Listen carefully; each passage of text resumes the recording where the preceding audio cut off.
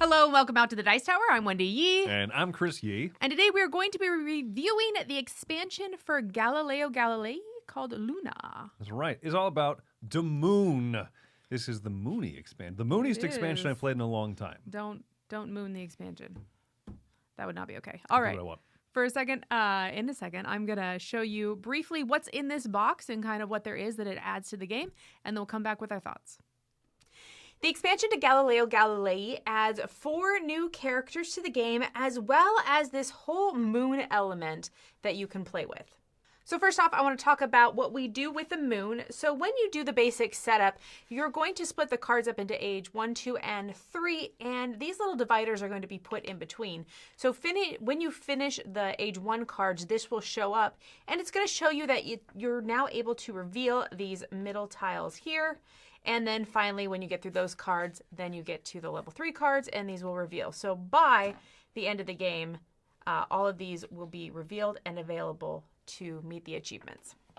All right, so what are these action spaces and what are we doing with them? Well, when you make an observation, normally you can choose to either do one of the large card observations, or you can choose to do the little ones, the little stars on them. And this is a third option that you can do when you do an observation. Originally, it starts at level 5 and it requires all 3 dice, and it will get more expensive as players go here. Now, when they choose to do an observation, they spend their 3 dice at equal to or higher than 5 pips, and then they're going to choose one of these areas on the moon board to complete. Now, the person who is actually observing the moon is going to take everything in the tan area, and then everyone else is going to score the black area. So for example, this one in the upper left-hand corner, as a player observes this area, they would gain a card face down, and that will tuck into their little book track area. They gain a cube of their choice of color, and then they gain 3 points. Then immediately at this moment, they will gain 2 points for every comet that they have that they've unlocked from their board, and then everybody else playing is going to gain 1 point per comet that they individually have removed from their board. After all that scoring is done, this Grand Inquisitor will come out to the individual player's board, and this is going to count as an Inquisitor, but he's going to double the amount of bad stuff that happens in the space.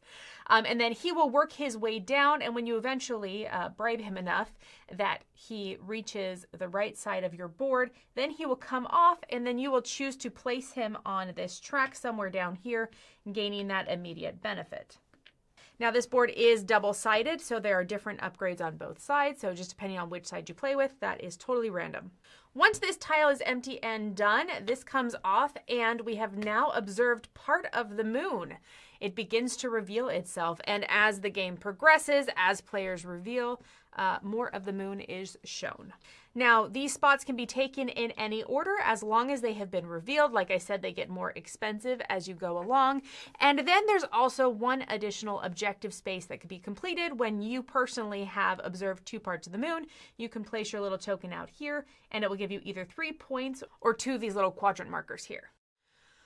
Some of these characters are more involved and some are less involved with their little special power that they have at the bottom. And this one, Sophie Bray, as you move your little tracker up and across, whenever it reaches the point that you get to an upgrade, or you move past the upgrade and basically reset that track, that's when this little moon appears or moves over.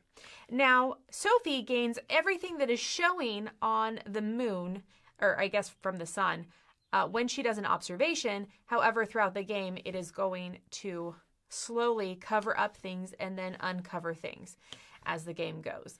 Once it reaches this point, it resets back over here. So observations are great initially, but as this eclipse happens, she gains less and less during an observation, and then eventually more and more. Next up, we have Elizabeth Hevelius. Now, she is trying to make constellations with these tiles, and every single one of her turns, she can collect one of these tiles if she has met one of these objectives. So has she done an upgrade? Has she moved up on one of the tracks? Has she upgraded a yellow die once or twice? When she does, then she can place them and either create a new constellation with them, or she can add to a previous constellation. And basically, she's going to be connecting these things together. I'm just going to pretend I could do stuff. until they have enclosed and ended. So this is going to be an ended constellation. Then she's going to count up all of the stars, 1, 2, 3, 4, 5, 6, 7, 8, and she will look at this board over here. And depending on how many stars are in that completed constellation will then determine what bonus or benefit she gets. So right now she would get 10 points for this set of constellations over here. Now, while one is not completed, she can choose to start another one. However, if it doesn't meet at least 3 or 4, she just doesn't get anything for it. Luckily, this one happens to be 5, so she would get 4 points and an extra die. Sir Isaac Newton's special ability has to do with the mirrors of his telescope. So he has these 2 extra action spaces that are going to go attached to his telescope over here. He basically has a whole new set. And they start at the bottom, and the ability on them is going to be dependent on where they are on this little microscope track. So the higher up they go, they get a higher multiplier for that action. So you can actually see down here, if they're in this first space, it's a 1-time multiplier, 2 times, 3 times, and 4 times multiplier. So he also has 2 comet spaces right here that you can place those down. The first one is going to allow you to move up these special pieces higher on this track over here. And then the second one actually is going to score 2 points times the highest. So if it's all the way up here, the 4 times multiplier, that'd be 2 points times the 4 times multiplier. The last character that we have is Maria Kunitz, and she is working on her book, and that is represented by this track over here. She also has unique icon tiles as well. They happen to have this little focus token icon on them, and then some of them will have this move icon. And what she's trying to do is she is trying to get to move this tile over by taking these little move spaces over here, but she's trying to land on spaces that have colors while she's focused in on those colors. So for example, when she takes a pip up red action, she actually gets to focus and move this onto red. And that's optional. She doesn't have to. She can leave it on a previous color if she wants to. But then as she moves forward, she gains the benefit of these ones that aren't colored immediately. And then if she moves onto this and she happens to have it focused on red, then she would gain that benefit. Some of these have optional 2 colors shown as well. And there you go. That's the gist of what's in the Luna expansion for Galileo Galilei.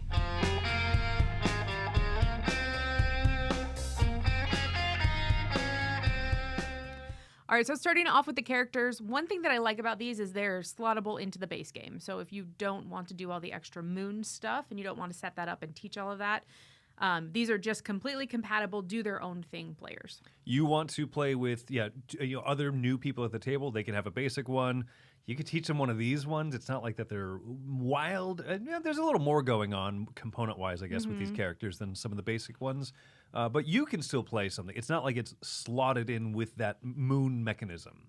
One thing that going into them and first looking at them, I was like, oh, they have this whole page dedicated to them, which the original ones do as well. But they're little mini games, and I thought they were going to be bigger mini games than they are. Mm-hmm. They're really not that complicated. Some of the characters, you do have to do stuff on every single turn. Like you have the option of doing something that has to do with that little mini game, like the Star Lady with the constellations. Yeah, play a game of Twinkle Twinkle. Yeah, exactly. And then other ones are much simpler, like the lady, I called it the moon, but it's actually Venus going in front of the sun and how that moves over. Remembering to move it, like as I get to the end of the track, remembering to move that over. I often forgot because it isn't in every game, like every turn thing. Yeah, once per cycle through of the thing. I think that these 4 do a good job of feeling like expansion characters in the sense that they're not a drop in quality, but that they kind of, I don't want to say force your hand, but they really kind of prod you and say, hey, try these different things than you might normally be doing. The constellation, I'm not going to call it constellation. Elizabeth Heveling. Yeah, so her, when you're trying to grab those tiles, you can grab one per round, and only if you do the specific task on there. And I think that's a nice little touch because you might say, oh, I was going to prioritize these 2 actions. Which one do I do? I'm going to lean towards the one that gives me the constellation tile. Yeah. And then later in the game, you might say, I need to not just be chasing that, but be playing the main game. So I think they do a good job of kind of prodding you a little bit and giving you some extra juice for playing their little mini game. But also you're not forced to. And I think that's a good balance with I think, these characters. I think so. I played the book lady, which is Maria Kunitz. Yeah, I played her, and she has this little track that you move down on, and you want the colors to match what you've like moved your little color symbol to throughout the game.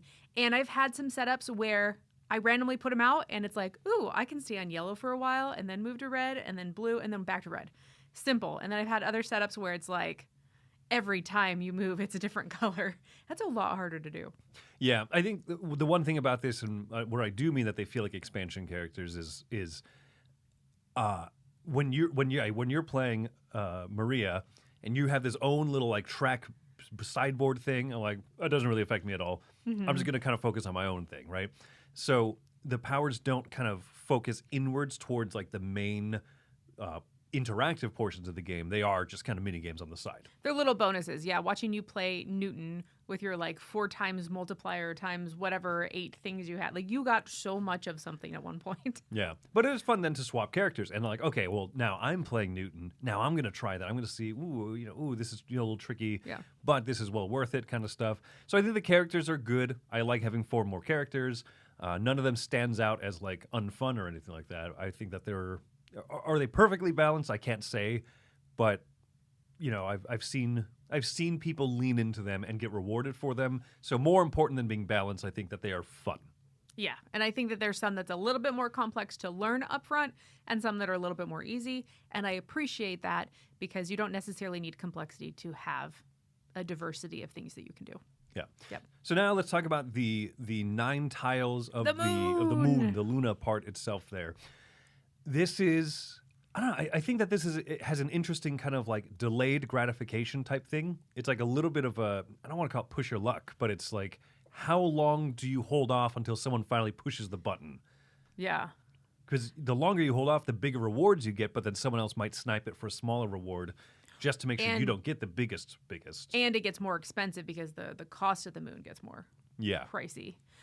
Early on, when it costs only 5 pips on a die, I'm like, ooh, do I really want to spend 3 dice on a 5 pip thing? And like you said, the reward is not that good early on, but I'm like, oh, but I could. It's possible. Yeah.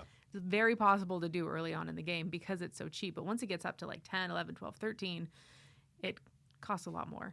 It takes a lot, yeah. And you can spend up to all 4 of your dice to do it. But yeah, it's interesting because I have seen games where that moon module barely gets touched because everyone is kind of so focused doing the main portion of the game. So I'm glad that it's not like so overpowered or like so blatant, like you must do this. But I've also seen the moon be used very effectively. So it to me is the slightly less intriguing part of this expansion, despite the fact that I think it kind of provides more of a central focal point. It is certainly interactive when someone takes the thing that you're about to do and you're like, oh no, it's going to give me like 16 points. And now you're like half credit. Yeah, now I'm only getting half credit. But you did it wisely because you didn't want it to be like a 16-2. Now it's an 8-4, right? That's better for you. It definitely makes me care more about what people have collected. Like in the base game, you're already trying to get objectives before other people. And so there is a little bit of paying attention to everyone around you. But because you're literally calculating, you're like, okay, well, I earned 14 points on this, but Chris is going to get 8. Is that worth it? Or should I get the one where I only get 10 points, but Chris gets 2? Like you're making those decisions and those calculations. The more players you have at the table, that calculation gets much bigger. And so then you're trying to figure out who you think is winning so that, you get the most possible points while benefiting the person in the lead the least. Like there's a lot of choices when you're trying to figure out which tile you want to do. And honestly, I look at the benefits, but the points are the real thing that really matters to me. Like the benefits are nice, and sometimes they matter, but to me it's really that point multiplier. That is like the cusp of it being worth it because those Grand Inquisitors are so intense. The fact that they double the spaces, the negatives on the spaces. Yes. Like that's so harsh that you do not want to have an Inquisition until you've moved that guy over at least 2 times. Yeah, I think that might be the part that's like a touch too powerful, or maybe I'm just too afraid every time and I try to shoot that guy up the track as fast as I can, right? And maybe I could kind of play a little more loose, shooting from the hip kind of, with those guys. But no, I will wait until I can like bump those guys fully forward. So I like what the moon provides. I doubt that you're going to see all 9 tiles of the moon flipped over, frequently at all. Not unless everybody at the table is on board with that being like the goal. Yeah. Because the end game is still the same end game trigger where all the cards come out onto the table and then you play that extra round. And the moon can extend the game if people are doing that kind of observation other than the cards. But also, if you don't go heavy moon and it's out there and 1 or 2 people do it, it doesn't really extend the game very much. Yeah. So I think my thoughts on it are kind of like the player powers are going to be great for anyone. If you're super familiar with the game or even newcomers. So it's nice that part of the expansion works for that. The moon seems like it's going to be most rewarding to very experienced and pretty high-level players who want to make those really juicy choices, like those tough choices about mutually benefiting other people, but also trying to benefit from it the most, but trying to prevent, as you're saying, other people from getting huge leads pulled out on you. I think that like for higher level players, that part's probably going to be their favorite, which I'm willing to admit I'm not. I'm okay at this game, but I like it a lot. All right, so coming in at scores, what are you going to give this? This is interesting because I give the original game an 8.5. I think it's an excellent game. I think this is a very solid expansion, maybe not necessary, but also it does a lot of things right. I think because it's approachable for people who are very experienced and also for people who are less experienced with the game, I'm giving this one an 8. I recommend it. I don't think it's essential. So regardless of what I give the basic game an 8, saying I think that this is a solid expansion and I appreciate what it does, and I particularly are going to keep playing with the characters. All right, well, I'm leaving. You stole my score. Okay. Shouldn't have let you speak first. No. I'm also giving this an 8 for very similar reasons. This is totally not essential, but I love having the extra characters. I love the variety it makes, and I love that even while you're playing the game, you're not forced to invest in the moon. It's not a necessity to win the game. It's not a necessity to play the game. And so if you're new or you're playing with like one person new and everybody else has played, they don't have to invest heavily in the moon. That's fine. But I do think that it's a good expansion. I love the game. It is in my top 100. It's absolutely fabulous. And honestly, the more I play it, the more it raises. So, yeah. And when we say good, solid expansion. Yeah. So when we say it's not an essential expansion, we say that about very few expansions, to be fair. So an 8 saying, really recommending this one if you like Galileo a lot. For sure. And want just a little bit more. There you go. Thanks for joining us today. I'm Wendy Yi. And I'm Chris Yi. And you should go look at the moon and explore it. You can't look at the moon directly. It'll burn your eyes out. That's not how it works, Chris. Hey everybody, thanks for watching another video from the Dice Tower. Hey, you want to learn more about us, communicate with us? We have a Facebook group, we have a Discord channel, lots of different ways to get involved with the Dice Tower. You can find that in our Linktree link below. So just click that, it will take you and you can communicate with us on Facebook, join our Facebook groups. There's lots of cool things that you can find and become part of the Dice Tower. Thanks so much for watching. I'm Tom Vassell. It's recording. Oh no, I wasn't ready. I was making funny noises.